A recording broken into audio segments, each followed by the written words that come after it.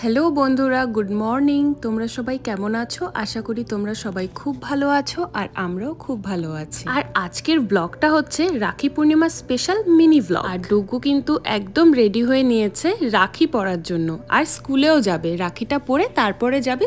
আর এখানে দেখো ডুগু কিন্তু বসে পড়েছে। এদিকে আমার মা আর ভাই ওকে দেখে হাসছে, মানে ও ঘুম ঘুম চোখে, ও ভাবছে কি হচ্ছে। আর আমি বসে বসে ওকে বলছিলাম যে ডুগু তোমার সাথে কি হচ্ছে সকাল সকাল। ও বলছে জানি না, আমি কিচ্ছু জানি না। এদিকে মা ওকে আগের বছরও এভাবেই রাখি পরিয়েছিল, আর আমিও আমার ভাইকে এভাবেই রাখি পরিয়েছিলাম। মা ডুগুকে বলছে যে এই যে তোমার আসন, এখানে তুমি বসবে।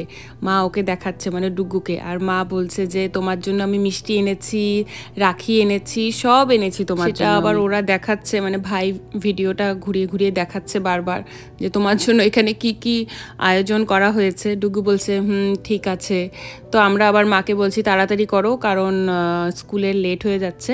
তো মা এই যে বসে আছে ওই পাশে, ক্যামেরার ওই পাশে, আর ডুগু এখানে বসে আছে।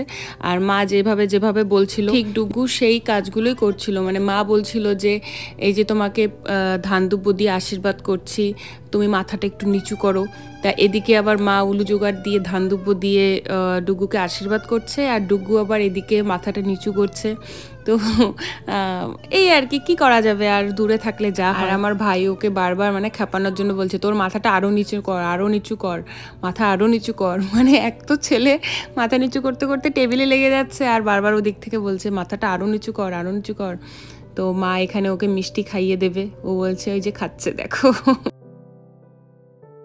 মিষ্টি জল খাওয়ানোর পর্ব শেষ, আর এখন পর্ব হচ্ছে রাখি পরানোর। মা বলছে যে তুমি হাতটা উঁচু করো, আমি তোমাকে রাখি পরাচ্ছি ভাই।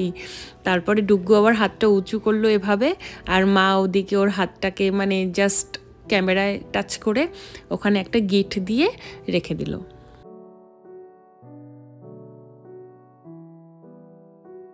অনলাইনের মিষ্টি তো আর খেতে পারলো না ডুগু, তাই বাবু বলছে যে একটু কিটক্যাট খেয়ে নাও। তো কিটক্যাটটা খেয়ে তারপরে তুমি স্কুলে যাও। এত শুভ একটা দিনে সকাল সকাল মিষ্টি মুখ করেই যাও। এরপর ডুগুকে স্কুলে দিয়ে এসে আমিও ঝটপট করে স্নান করে পুজো দিয়ে রেডি হয়ে গেলাম। আর আমিও আমার ভাইকে এই যে রাখি পরাচ্ছি। প্রথমে আশীর্বাদ করলাম। বিক্রম তো ভীষণ হাসছিল। মানে আমি বলছি দেখ ভিডিও হচ্ছে, ভালো মতন থাকিস, বেশি হাসাহাসি করিস না।